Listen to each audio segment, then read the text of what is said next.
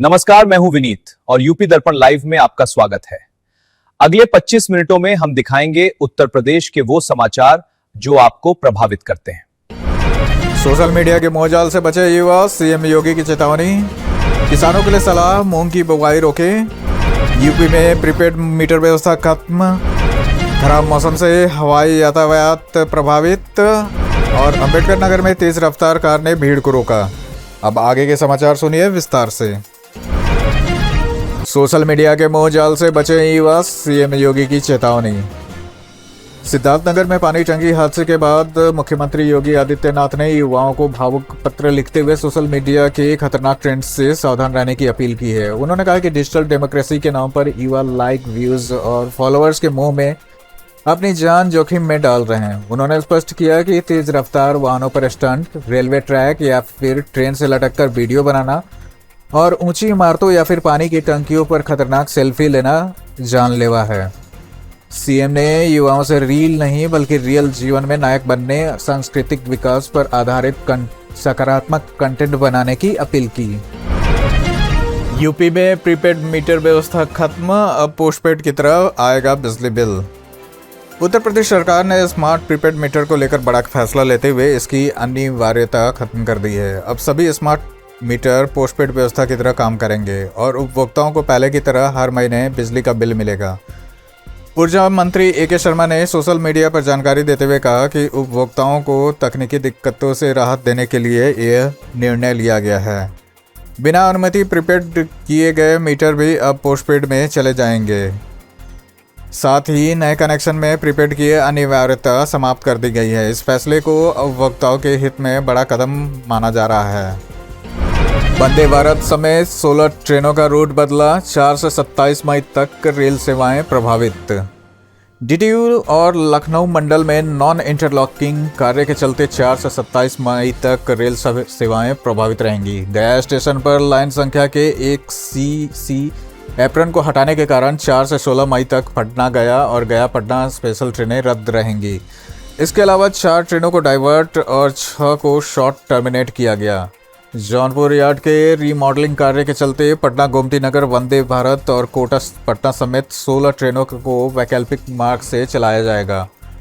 यात्रियों को सलाह दी गई है कि यात्रा से पहले ट्रेन की स्थिति जरूर जांच ले ताकि किसी असुविधा से बचा जा सके। गंगा एक्सप्रेसवे पर हादसों से सुरक्षा दावों की पोल, नीलगाय और सांड बने खतरा।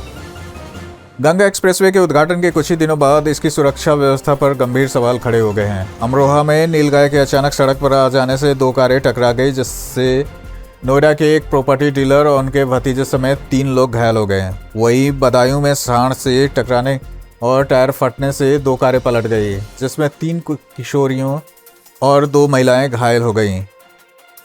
इन घटनाओं ने एक्सप्रेसवे की फेंसिंग और पशु नियंत्रण व्यवस्था की कमजोरियों को उजागर किया है। विशेषज्ञों ने तेज रफ्तार मार्गों पर सुरक्षा उपायों को और मजबूत करने की जरूरत बताई है। गोरखपुर को 613 करोड़ रुपए की सौगात, 71 विकास परियोजनाओं का होगा लोकार्पण। मुख्यमंत्री योगी आदित्यनाथ गोरखपुर में 613 करोड़ रुपए से अधिक की 71 विकास परियोजनाओं का लोकार्पण और शिलान्यास करेंगे। इनमें से 49 करोड़ रुपए की 26 परियोजनाओं का लोकार्पण और 564 करोड़ रुपए की 45 परियोजनाओं का शिलान्यास भी शामिल है। प्रमुख परियोजनाओं में कल्याण मंडपम, तारामंडल क्षेत्र, 2 लेन ब्रिज, सड़क, नाली, प्रकाश व्यवस्था और पार्क सौंदर्यीकरण शामिल है। इसके अलावा एकीकृत मंडलीय कार्यालय और लक्ष्मीपुर में ग्रुप हाउसिंग परियोजना भी शुरू की जाएगी। इन योजनाओं से शहर की बुनियादी ढांचे को मजबूती मिलेगी और क्षेत्रीय विकास को गति मिलने की उम्मीद है। सीएम योगी की कैबिनेट बैठक, डीए और तबादला नीति समेत कई प्रस्तावों पर होगी मुहर। मुख्यमंत्री योगी आदित्यनाथ ने 4 मई 2026 को यूपी कैबिनेट बैठक बुलाई है, जिसमें कई अहम प्रस्तावों पर चर्चा और मंजूरी की संभावना है। बैठक में कर्मचारियों के महंगाई भत्ते, बढ़ोतरी, तबादला नीति और पुराने टेंडरों में बढ़े तारकोल दरों को मंजूरी देने जैसे मुद्दे शामिल हैं। सरकार इस वर्ष 31 मई तक तबादला प्रक्रिया पूरा करना चाहती है। प्रस्तावित नीति के अनुसार जिले में 3 वर्ष और मंडल में 7 वर्ष पूरे करने वाले कर्मचारी तबादले के दायरे में आएंगे। बैठक मुख्यमंत्री आवास पर आयोजित होगी और इससे प्रशासनिक निर्णयों को गति मिलने की उम्मीद है। यूपी में 38 आईएएस तबादले, रिंकू सिंह राही बने ज्वाइंट मजिस्ट्रेट जालौन। उत्तर प्रदेश सरकार ने बड़ा प्रशासनिक फेरबदल करते हुए 38 आईएएस अधिकारियों के तबादले कर दिए हैं। इनमें से 8 जिलों के जिलाधिकारी भी बदले गए हैं। इस्तीफा देने के बाद चर्चा में रहे रिंकू सिंह राही को संयुक्त मजिस्ट्रेट जालौन नियुक्त किया गया है। देवरिया के डीएम दिव्या मित्तल को राजस्व विभाग में विशेष सचिव बनाया गया है, जबकि उनकी जगह मधुसूदन हुल्गी को नया जिलाधिकारी नियुक्त किया गया है। जौनपुर, मऊ, महाराजगंज, फिरोजाबाद, मुरादाबाद, संभल और प्रतापगढ़ में भी नए डीएम तैनात किए गए हैं। इस बड़े बदलाव को प्रशासनिक सुधार और कार्यकुशलता बढ़ाने के प्रयास के रूप में देखा जा रहा है। यूपी में खराब मौसम का अलर्ट, सीएम योगी ने लोगों से सतर्क रहने की अपील की। उत्तर प्रदेश में संभावित खराब मौसम को देखते हुए मुख्यमंत्री योगी आदित्यनाथ ने लोगों से सतर्क रहने की अपील की है। मौसम विभाग के अनुसार कई जिलों में तेज हवाएं, आंधी, गरज और बिजली गिरने की संभावना है। सीएम ने लोगों से अनावश्यक रूप से घर से बाहर न निकलने, खुले स्थान, पेड़ों तथा बिजली के खंभों से दूर रहने को कहा है। उन्होंने अभिभावकों से बच्चों को घर के अंदर रखने की अपील की है। प्रशासन को अलर्ट मोड पर रखते हुए राहत और बचाव टीमों को सक्रिय किया गया है, ताकि किसी भी आपात स्थिति में तुरंत सहायता पहुंचाई जा सके। मुरादाबाद में दारोगा आकाश परमार पर हमला, 25 लोगों पर केस दर्ज। मुरादाबाद के मूढ़ा पांडे थाना क्षेत्र में वीरपुर वरियार गांव में दारोगा आकाश परमार और उनकी टीम पर जानलेवा हमला किया गया।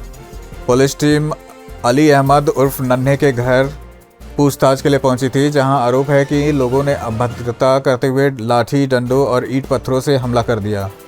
पुलिस कर्मियों ने किसी तरह से मौके से भागकर अपनी जान बचाई। इस मामले में अली अहमद, अनवर आलिम समेत 12 नामजद और 13 अज्ञात के खिलाफ केस दर्ज किया गया है। पुलिस ने त्वरित कार्रवाई करते हुए 2 महिलाओं को भी गिरफ्तार करके जेल भेज दिया है और अन्य आरोपियों की तलाश जारी है। दिल्ली में केशव मौर्य की मुलाकात से यूपी में सियासी हलचल तेज। उत्तर प्रदेश की राजनीति में हलचल बढ़ गई है, जहां डिप्टी सीएम केशव प्रसाद मौर्य ने दिल्ली में भाजपा अध्यक्ष नितिन नवीन और राष्ट्रीय महासचिव विनोद तावड़े से मुलाकात की है। इस मुलाकात के बाद यूपी में मंत्रिमंडल विस्तार और संगठन में बदलाव को लेकर अटकलें तेज हो गई है।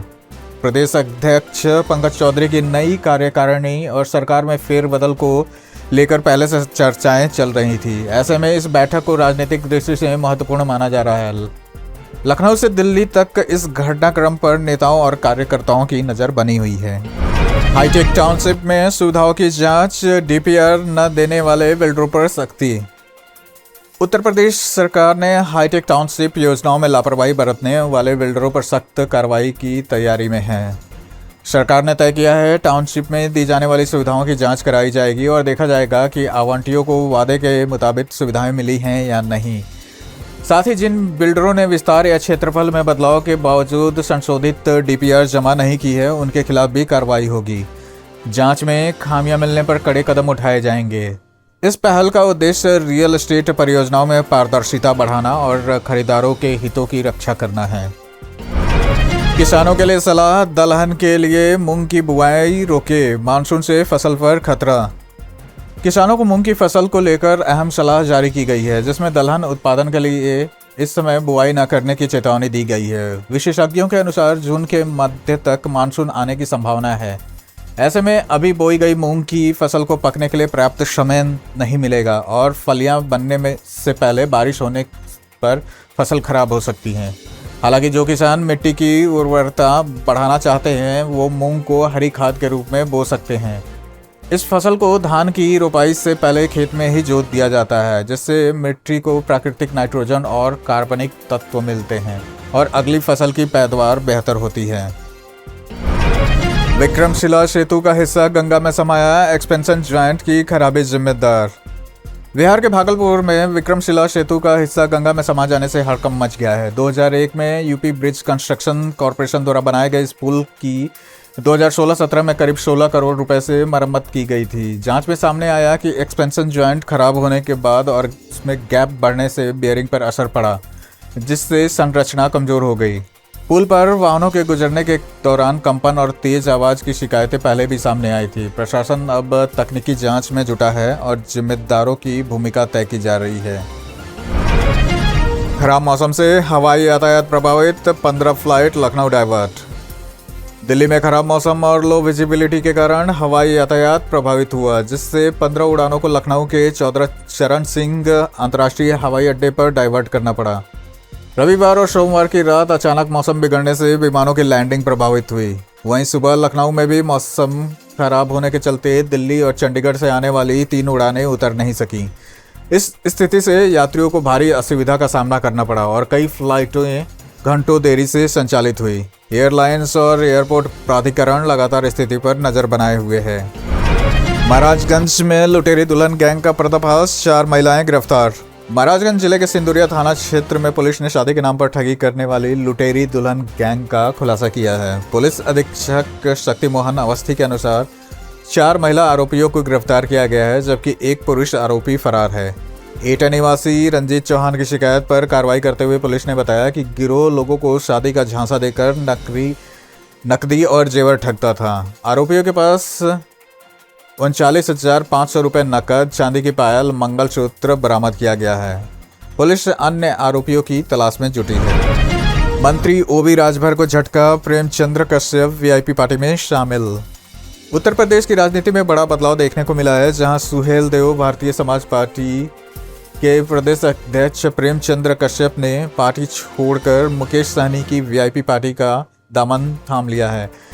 कश्यप पहले ओम प्रकाश राजभर के करीबी माने जाते थे। ऐसे में उनके जाने को राजभर के लिए बड़ा झटका माना जा रहा है। इसके अलावा पूर्व मंत्री और जन अधिकारी पार्टी से जुड़े अच्छे लाल निषाद ने भी वीआईपी पार्टी की सदस्यता ग्रहण की है। राजनीतिक विश्लेषकों का मानना है कि इससे उत्तर प्रदेश में वीआईपी पार्टी के विस्तार को मजबूती मिलेगी। फिरोजाबाद में अमरदीप यूनिवर्सिटी को मंजूरी, 20 एकड़ में बनेगा कैंपस। उत्तर प्रदेश कैबिनेट ने फिरोजाबाद में निजी क्षेत्र के अमरदीप विश्वविद्यालय की स्थापना को मंजूरी दे दी है। उच्च शिक्षा मंत्री योगेंद्र उपाध्याय ने बताया कि यह विश्वविद्यालय 55 गांव में 20 एकड़ भूमि पर विकसित किया जाएगा। इसके लिए अमरदीप मेमोरियल ट्रस्ट को आशय पत्र जारी करने की स्वीकृति दी गई है। सरकार का उद्देश्य प्रदेश में उच्च शिक्षा के अवसरों का विस्तार करना है, ताकि छात्रों को बेहतर शिक्षा के लिए बड़े शहरों पर निर्भर न रहना पड़े। इस परियोजना से क्षेत्रीय विकास को भी बढ़ावा मिलेगा और स्थानीय युवाओं के लिए नए अवसर पैदा होंगे। सहारनपुर में रिश्वत लेते रंगे हाथ पकड़े गए राज्य कर अधिकारी सुनील कुमार। सहारनपुर में भ्रष्टाचार के खिलाफ बड़ी कार्रवाई करते हुए उत्तर प्रदेश सतर्कता अधिष्ठान मेरठ सेक्टर की ट्रैप टीम ने राज्य कर विभाग के अधिकारी सुनील कुमार को 1 लाख रुपए की रिश्वत लेते हुए रंगे हाथ गिरफ्तार किया है।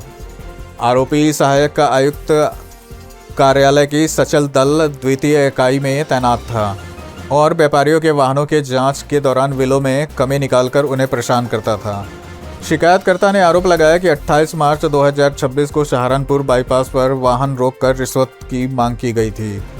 टीम ने आरोपी को उसके आवास से पकड़कर आगे की कानूनी कार्रवाई शुरू कर दी है। यूपी में अब ईमेल और व्हाट्सएप से मान्य होगा सम्मन, कैबिनेट का बड़ा फैसला।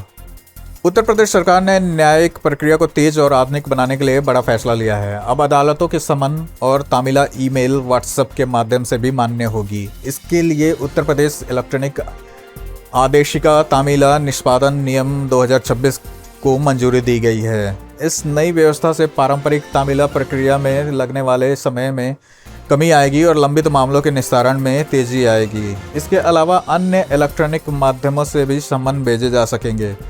सरकार का उद्देश्य न्यायिक प्रणाली को पारदर्शी और तकनीकी रूप से सक्षम बनाना है। ओटीडी सीएम फेलोशिप को मंजूरी, युवाओं को 50,000 मासिक और सुविधाएं। योगी कैबिनेट ने $1 ट्रिलियन मुख्यमंत्री फेलोशिप कार्यक्रम को मंजूरी दे दी है, जिसके तहत युवाओं को जिला स्तर पर आर्थिक विकास से जुड़े कार्यों में शामिल किया जाएगा। इस योजना के तहत चयनित फेलो को प्रतिमाह 50,000 रुपये, लैपटॉप, आवास और अन्य भत्ते दिए जाएंगे। प्रत्येक जिले में डीएम की अध्यक्षता में गठित ओटीटी सेल में एक आर्थिक विकास फेलो और एक डेटा विश्लेषक को शामिल किया जाएगा।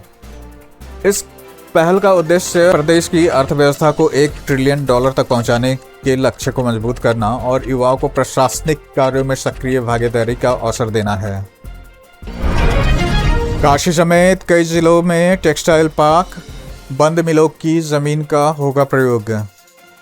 उत्तर प्रदेश कैबिनेट ने औद्योगिक विकास को गति देने के लिए वाराणसी समेत कई जिलों में टेक्सटाइल पार्क स्थापित करने के प्रस्ताव को मंजूरी दी है। इसके तहत अमरोहा, बरेली, संत कबीर नगर और बिजनौर की बंद पड़ी कताई मिलों की जमीन का उपयोग किया जाएगा। सरकार का उद्देश्य निष्क्रिय परिसंपत्तियों को पुनर्जीवित कर निवेश और रोजगार के लिए नए अवसर प्रदान करना है।